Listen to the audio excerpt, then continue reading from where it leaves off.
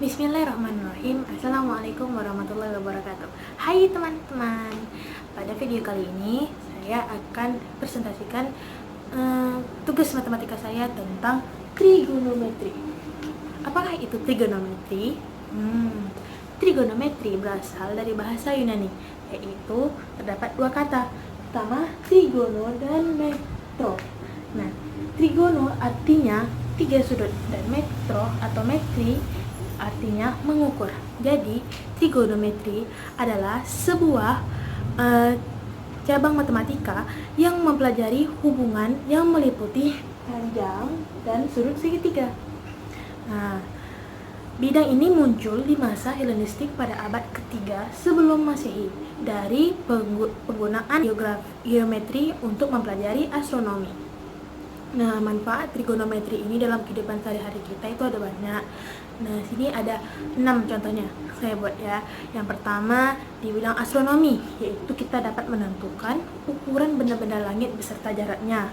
Yang kedua di bidang teknik sipil, kita dapat menentukan luas dan keliling tanah, menentukan kemiringan jalan, dan menentukan tinggi menara. Lalu yang ketiga, di bidang navigasi, kita dapat menentukan jarak antara pantai dengan suatu titik di laut. Nah, yang keempat, di bidang geografi, kita dapat menentukan tinggi suatu gunung atau perbukitan. Nah, yang kelima, pada bidang arsitektur, kita dapat menentukan kemiringan atap, efek bayangan matahari, dan sudut cahaya terhadap karya arsitektur.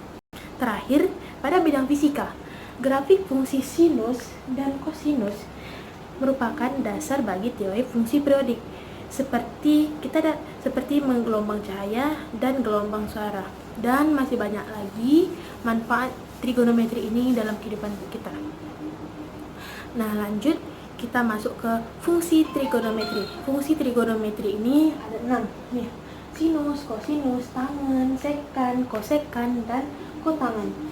Ini lambang-lambangnya dalam kurung ini.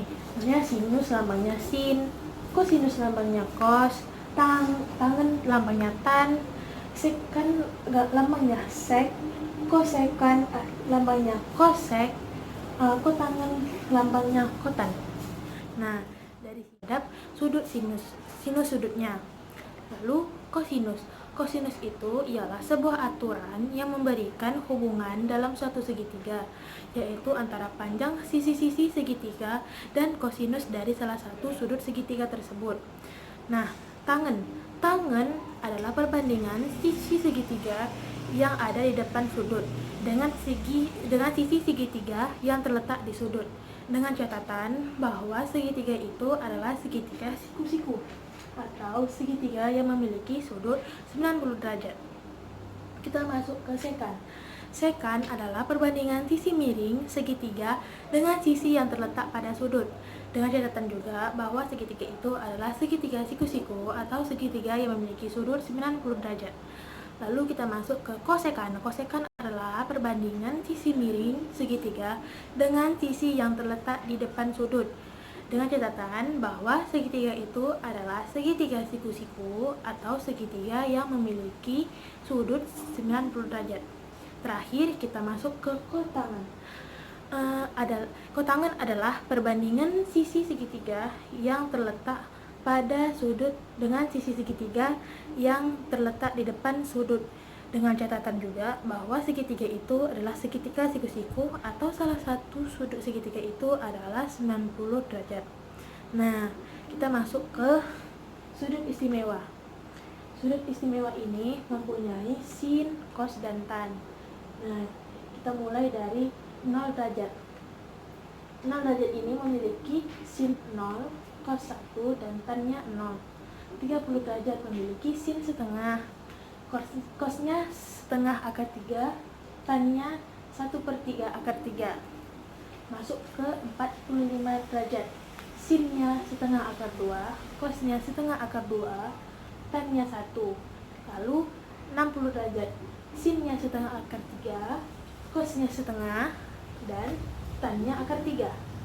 Terakhir 90 derajat, sinnya 1, kosnya 0, dan tannya tak terhingga. Oke, baiklah teman-teman, mungkin sampai di sini saja video saya. Saya akhiri. dengan 2 bait pantun.